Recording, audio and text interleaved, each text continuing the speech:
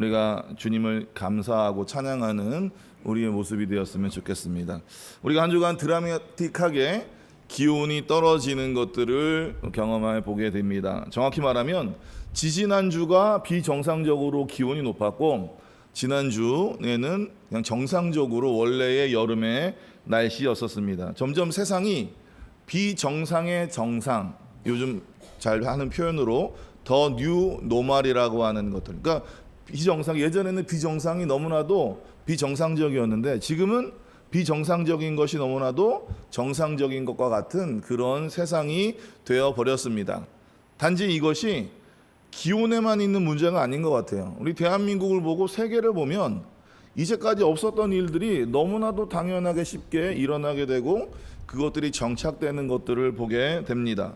그러니까 우리가 경험하지 못한, 그리고 우리가 예측하지 못하는 미래가 점점 우리에게 현실로 다가오고 있습니다. 이럴 때 우리는 어떻게 해야 되나요? 우리는 하나님을 의지할 수밖에 없습니다. 하나님을 신뢰할 수밖에 없는 거예요. 하나님이 인도하시는 대로 미래를 아시는 하나님이 우리를 이끌어 주실 때만이 이 비정상의 정상, 더 뉴 노멀 시대에 버틸 수 있는 그런 모습이라고 하는 것들을 우리 성도님께서 잘 기억해 주셨으면 좋겠습니다. 누구에게나 이런 때가 있습니다. 내가 아무 쓸모 없는 사람처럼 느껴질 때 말이죠. 내 다 타버려서 남은 것이 없는 것 같을 때, 그리고 실패가 거듭되어서 내가 너무나도 초라한 사람처럼 느껴질 때, 마음이 완전히 무너져서 내가 다시 일어설 수 있는 힘조차 없을 때, 이럴 때가 우리는 있었습니다. 그럴 때 우리는 어떻게 생각합니까? 과연 이러한 무너진 내 안에 하나님이 나를 과연 쓰실까? 과연 하나님은 나를 받아주실까? 라고 하는 그런 고민과 두려움에 살아가기도 합니다. 특히 이 무더위가 심해지고 있는 이 여름에는 더더욱 우리의 몸과 마음이 처지게 되고 무너지게 되는 모습이 나타나게 됩니다. 아무것도 하기 싫고 또 이 나만 뒤처진 것 같은 그런 모습들을 하나님이 보시면 하나님이 얼마나 나를 초라하게 보이실까라고 하는 그런 마음이 우리에게 들기도 합니다. 그런데 오늘 말씀에서 하나님은 우리가 생각하는 것, 우리는 느끼는 것보다 정반대의 말씀과 생각을 하신다라고 하는 것들을 우리가 기억해 보도록 하면 좋겠습니다. 오늘 본문은 바로 그런 무너진 우리를 향한 하나님의 말씀입니다. 이사야 40장부터는 하나님께서 이스라엘 백성들을 위로하시는 말씀을 하게 됩니다. 그들은 지금 나라가 망했습니다. 그들은 지금 바벨론의 포로로 잡혀가 있습니다. 그 시간이 너무나도 길었기 때문에 그들은 더 이상 희망이 없이 절망적으로 살아가고 있을 그때에 하나님께서는 너희는 위로하라, 내 백성을 위로하라고 말씀하고 계십니다. 그런데 하나님께서는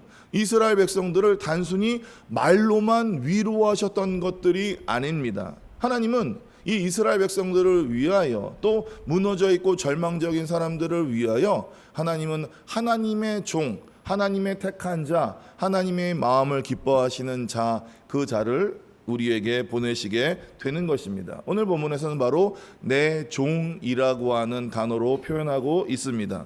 오늘 이 종을 통해서 하나님이 우리에게 지치고 힘들고 상하고 넘어진 우리에게 어떠한 마음을 갖고 계시는지에 대한 것들을 말씀을 통해서 살펴보았으면 좋겠습니다.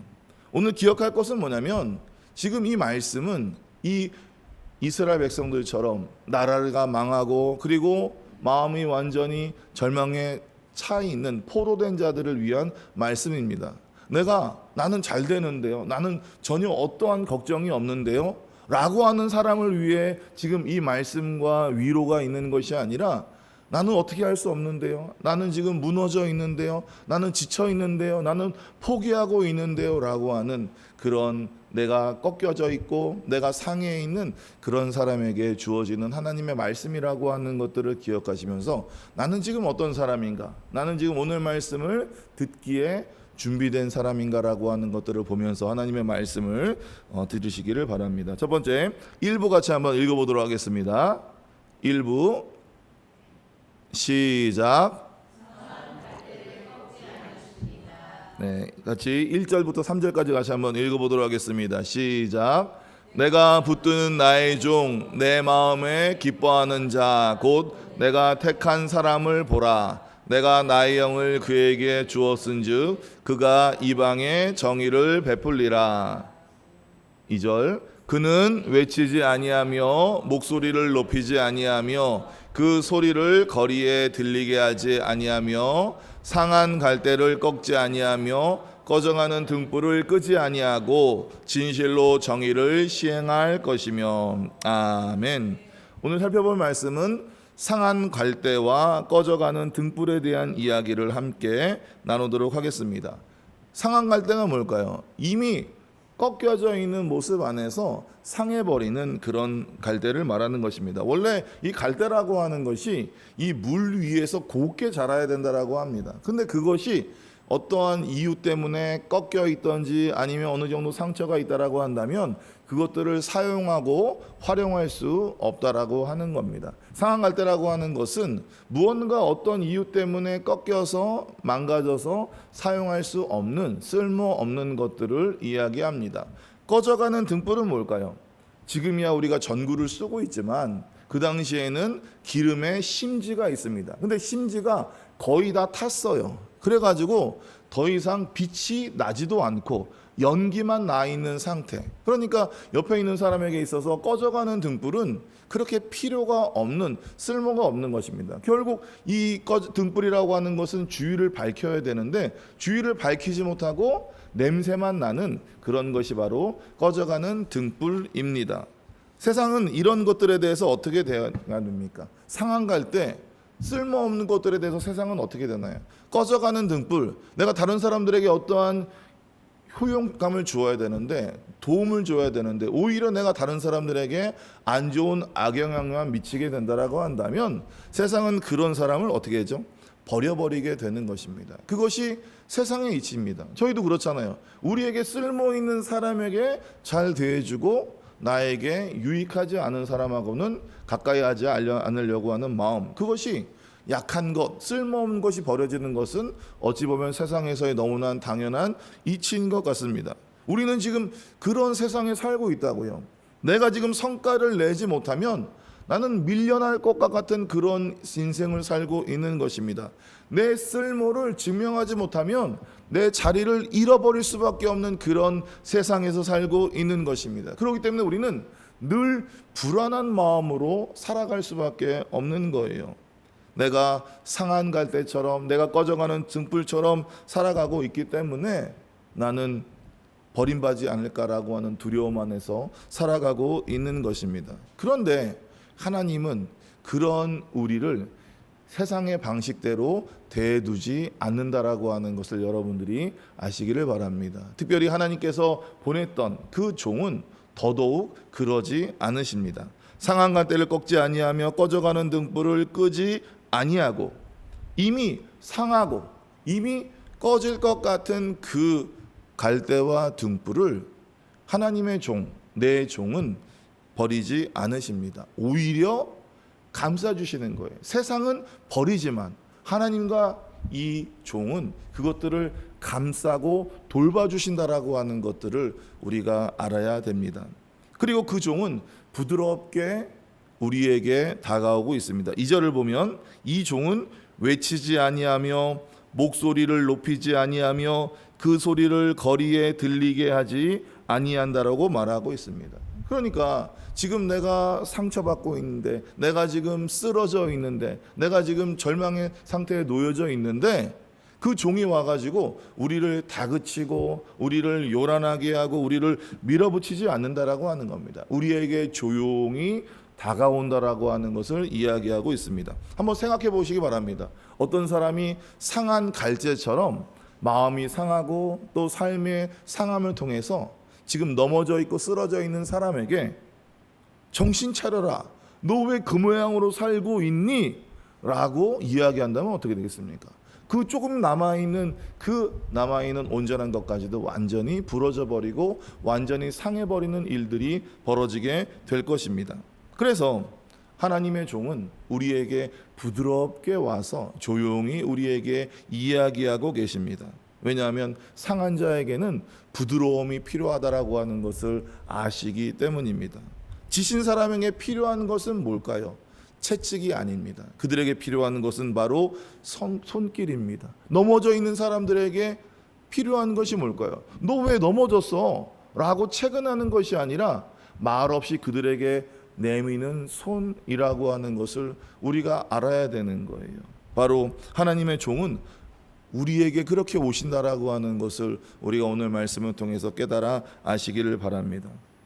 우리를 판단하지 않으시고 우리가 왜 넘어졌는지, 우리가 왜 상했는지, 우리가 왜 꺼져갔는지 채근하지 않으시고 우리의 약함과 힘듦을 아시고 우리를 만져주시는 분이 바로 하나님이시고 하나님의 종이라고 하는 것들을 보시기 바랍니다. 그런데 여기서 하나님의 독특한 이 위로 방식에 대한 것들이 나타나고 있는 것들을 보게 됩니다. 대부분 우리는 어떻게 다른 사람을 위로하나요?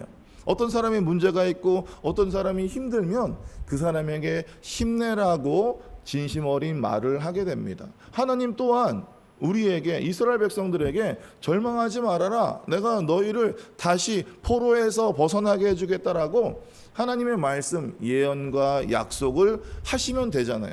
그런데 하나님은 그 얘기를 하는 것들로 끝내는 것이 아니라 뭐라고 한다면 하나님의 종을 이스라엘 백성에게 아니면 우리에게 보내고 있는 것들을 보게 됩니다. 우리도 알잖아요. 너무나도 힘들고 너무나도 무너져 있으면 남이 진심으로 하는 말이 나에게 그때에는 조금 힘이 되는 것 같지만 시간이 지나게 되고 잠깐 돌아서게 되면 다시 내 인생 앞에 현실이 나타나게 되고 그 무거운 것들이 나를 짓누르고 있다라고 하는 것들. 그러니까 말로는 다른 사람을 위로하기도 하지만 우리가 상해 있고 절망에 빠져 있을 때에는 그것이 온전히 우리에게 도움이 되지 않습니다. 하나님은 그 모습을 아시기 때문에 그들에게 하나님의 말씀과 언약으로 이야기하는 것뿐만이 아니라 그들에게 하나님의 종을 보내신 거예요. 그 하나님의 위로가 단순히 말로 전해지는 것들로 끝나는 것이 아니라 하나님의 그 위로가 인격이 되어서 우리에게 보내져 왔다라고 하는 것들을 우리가 기억하시기 바랍니다. 그 위로가 지금 우리의 곁에 와 있다라고 하는 것을 알아야 된다라고 하는 거예요. 당신이, 여러분들이 지금 상한 것 같다 할지라도, 여러분들이 지금 꺼져간다 할지라도 여러분들 걱정하지 마시기 바랍니다. 하나님의 종은 지금 여러분들의 곁에서 여러분들이 상하다 할지라도 여러분들을 꺾지 않으시고 여러분들이 꺼진다 할지라도 버리지 아니하시고 여러분들을 감싸기 위해서 여러분 앞에 오고 있는 것들을 기억하시기 바랍니다. 그러면 이 종은 도대체 누구일까요? 그리고 그분은 상한 관태를 그저 꺾지 않기만 하셨을까요? 2부를 같이 한번 읽어보도록 하겠습니다. 시작. 아멘. 이 종이 누구일까요? 여러분들도 아시죠? 바로 예수 그리스도이십니다. 신약은 이 예언이 바로 이 하나님의 종이 예수님이라고 이야기하고 있습니다. 마태복음 12장 20절을 같이 한번 읽어보도록 하겠습니다. 시작. 상한 갈대를 꺾지 아니하며 거정하는 심지를 끄지 아니하기를 심판하여 이길 때까지 하리니. 아멘. 지금 마태는 뭘 얘기하고 있냐면 이사야의 말씀을 그대로 인용하고 있는 것들을 보게 됩니다. 그러면서 예수님에 대해서 이야기를 할 때에 이사야의 말씀을 그대로 인용하고 있는 거예요. 그러니까 하나님이 보냈던 내 종, 하나님이 기뻐하고 하나님의 마음에 들었던 그 종은 바로 우리에게 이 땅에 성육신하신 예수 그리스도라고 하는 것들을 이야기하고 있습니다. 그러니까 예수님이 바로 상한 갈대를 꺾지 아니하시고 꺼져가는 등불을 끄지 않으시는 바로 그분이라고 하는 거예요. 근데 여기서 중요한 질문이 하나 있습니다. 그건 뭐냐면 예수님은 상한 갈대를 꺾지 않으셨습니다. 거기에서 멈췄을까요? 예수님은 단순히 상한 갈대를 꺾지 않은 것에서, 꺼져가는 등불을 끄지 않는 것들로 예수님이 행하셨던 모든 것들이 끝났을까요? 아닙니다. 예수님은 상한 갈대를 꺾지 않으셨어요. 그리고 그것을 회복시켜 주셨다고요. 꺼져가는 등불을 끄지 않으시고 다시 활활 타오를 수 있도록 주님이 하셨다라고 하는 것들을 우리가 기억하시기 바랍니다. 그것이 뭐죠? 그것이 회복이라고요. 단순히 잘못된 것들을 그대로 두는 것이 아니라 다시 원래의 모습으로, 완전한 모습으로, 원래 있었던 모습으로 만드시는 분이 예수 그리스도라고 하는 것들을 우리가 기억하시기 바랍니다. 그렇기 때문에 하나님께서 예수님을 우리에게 보내신 것이라고요. 단순히 그 문제에 대해서 이겨낼 수 있는 힘을 주시기 위해서 하나님이 위로하고 말씀하시는 것이 아니라 실제로 그것들을 이겨냄을 통해서 우리가 다시 한번 완전한 모습으로 회복할 수 있도록 하게 하기 위하여 하나님은 말씀뿐만이 아니라 바로 예수 그리스도를 우리에게 보내주신 것입니다. 생각해 보십시오. 만약에 어떤 상한 갈대가 있습니다. 그것들이 있는데 그것들을 그냥 꺾지 않고 그대로 두면 어떻게 되는 거죠? 그냥 그대로 있는 거예요.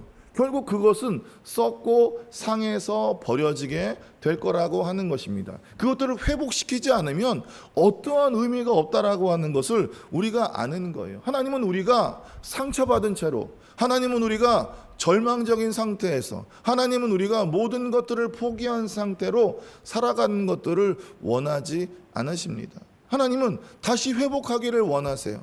원래 내가 기뻤던 대로, 내가 원래 형통한 대로, 내가 원래 원전했던 그 모습으로 하나님이 우리가 되기를 원하시는 것입니다. 그렇기 때문에 하나님은 우리에게 예수 그리스도를 보내주신 것이, 성경의 한 사람을 좀 살펴보기를 원합니다. 거라사에 있었던 귀신 들린 자를 한번 보기를 원합니다. 그 사람은 거의 꺼져가는 등불과 같았어요. 그는 무덤 사이에 살았습니다. 그리고 그가 워낙 군대 귀신에 들려 있었기 때문에 그를 묶을 사람도 없었어요. 그는 밤낮으로 소리 지르며 자기를 매일매일 자해하며 사는 삶을 살았습니다. 사람으로서 보면 그런 사람은 어떻게 되는 거죠? 완전히 무너져버린 삶이잖아요. 그에게 인생이라는 것이 있습니까? 그들에게 사람으로서의 모습이 있습니까? 거의 사라져버린, 오늘 말씀처럼 거의 꺼져가는 등불처럼 살았던 것이 바로 거라사에 있었던 귀신 들린 사람이라고 하는 거예요. 아무도 그를 어찌하지 못했기 때문에 세상은 그를 그냥 무덤으로 버려버렸던 것입니다. 얼마나 외로웠겠습니까? 얼마나 고통스러웠겠습니까? 그가 귀신이 들렸기 때문에 본인이 가지고 있는 어떠한 이성적인 것들과 생각하는 것들이 거의 미비하게 사라진다 할지라도 그는 여전히 인간의 인격을 가지고 있었기 때문에 고통과 외로움의 삶을 살아갈 수밖에 없었다라고 하는 거예요. 그는 자기 몸을 상하게 할 만큼 그의 안이 부서져 있었다라고 하는 것입니다. 그런데 어쩌면 우리 중에도 겉으로는 멀쩡한 모습으로 살아가고 있지만 이 거라사에 있는 귀신 들린 자처럼 내 안이 무너져서 내가 어찌할 바를 모르고 살고 있는 성도님들이 계실지도 모르겠습니다. 그런데 예수님이 배를 타고 그 사람을 만나기 위하여 오셨습니다. 그리고 그 안에 있는 너무나도 많은 군대 귀신을 예수님이 실제로 빼내 주신 것들을 보게 됩니다. 그 결과가 어땠을까요? 마가복음 5장 15절을 같이 한번 읽어보도록 하겠습니다. 시작. 예수께 이르러 옷을 입고 정신이 온전하여 앉은 것을 보고 두려워하더라. 아멘. 벌거벗고 무덤을 헤매던 사람이 어떻게 하고 있는 거죠? 자기 스스로 옷을 입고 지금 정신이 온전하게 돌아오고 있는 것들을 보게 됩니다. 그건 뭘까요? 인간으로서 완전히 회복되는 모습을 보이게 되는 거라고요. 완전히 부셔졌고 완전히 절망 속에서 살았던 그 사람이 다시 회복함을 통해서, 예수님을 통해서 다시 한번 힘을 얻음을 통해서 정상의 모습으로 나아가고 있는 것들을 보게 됩니다. 그러면서 예수님은 그를 돌려보내시면서 이렇게 말했습니다. 19절과 20절을 같이 한번 읽어보도록 하겠습니다. 시작. 허락하지 아니하시고 그에게 이르시되 집으로 돌아가, 주께서 내게 어떻게 큰 일을 행하사 너를 불쌍히 여기신 것을 내 가족에게 알리라 하시니, 그가 가서 예수께서 자기에게 어떻게 큰일 행하셨는지를 데가볼리에 전파하니 모든 사람이 놀랍게 여기더라. 아멘. 꺼져가는 등불이 다시 타올랐습니다. 그런데 그 타오르는 등불로 끝나는 것이 아니라 이제는 다른 사람을 비추는 등불이 되게 된 것입니다. 무덤에 버려졌던 사람이 이제는 온 대가볼리에 예수 그리스도를 전하는 사람이 되어 버리는 것입니다. 이것이 뭘까요? 결국 예수님이 말씀하시고 예수님이 행하셨던 회복이라고 하는 것들을 우리가 기억하시길 바랍니다. 꺾지 아니하시는 것이 아니라, 상한 때를 꺾지 아니하시는 것이 아니라 뭐라고요? 다시 새롭고 완전한 이 갈대로 만드시는 분이 예수 그리스도라고 하는 것들을 우리가 말씀을 통해서 기억하시 바랍니다. 이 회복이 이 거라사이는 귀신에 의한 일어난 것이 아닌 거예요. 12해 동안에 혈류증을 앓았던 여인에게도 예수님이 그에게 치유함을 통해서 회복을 주셨습니다. 그리고 죄인이라고 손가락질 받던 그 삭개오가 회개함을 통해서 다시 온전한 의인의 모습으로 살아가게 되는 거예요. 예수님을 3번이나 부인했던 베드로가 예수님을 통해서 다시 자기의 목숨을 바칠 만큼 예수님을 사랑하는 자로 바뀌게 된다라고 하는 것입니다.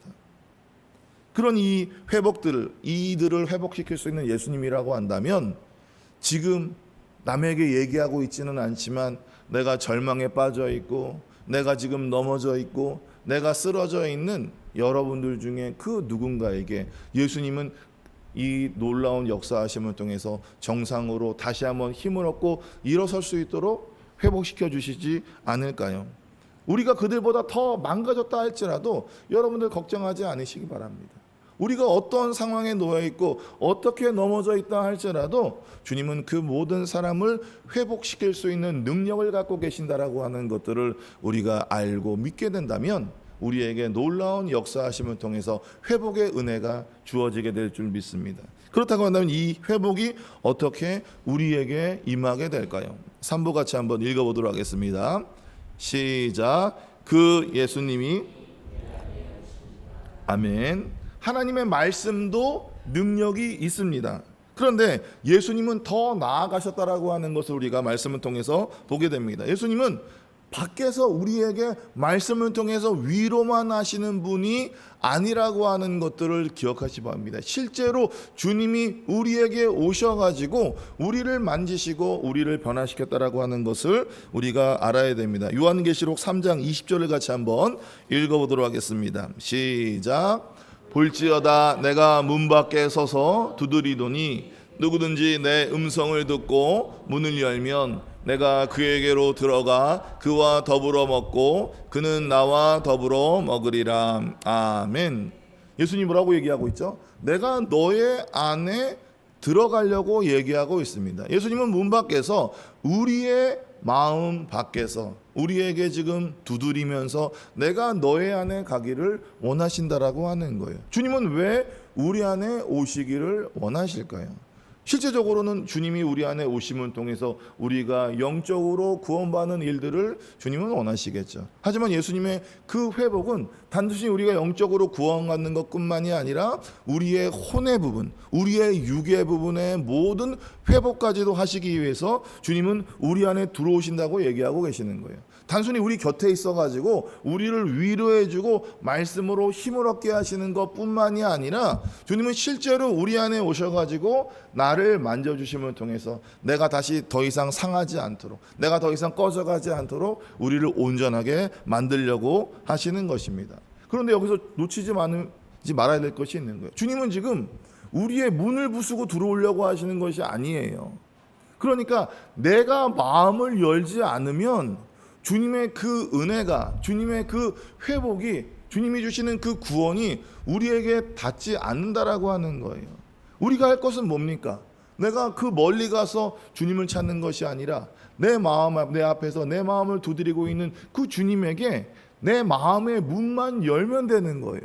더 크고 힘든 일을 하는 것이 아니라 주님이 오실 수 있도록 내 마음의 문만 열어둔다면 주님은 내 안에 오셔서 나의 문제를 해결하시고 나를 다시 일으켜서 회복시키시는 은혜를 베푸신다라고 하는 것들을 우리가 기억하시기 바랍니다.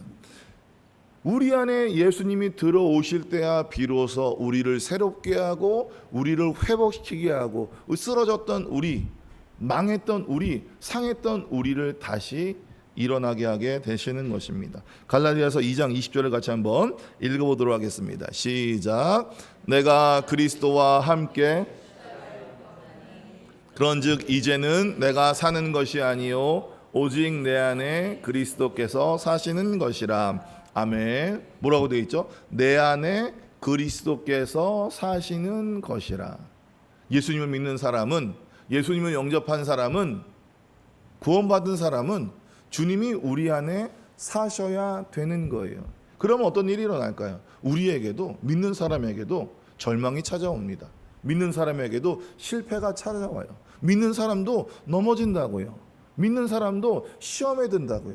그런데 세상 사람들은 그 모습 안에서 자기를 감추고 자기를 포장하고 그 모습으로 살아가다가 기진맥진에 쓰러지지만, 우리 안에 계시는 주님이 나를 일으키시고 나에게 힘을 주시고 나를 위로해 주시고 나를 회복해 주시는 은혜를 우리에게 베풀어 주신다라고 하는 거예요.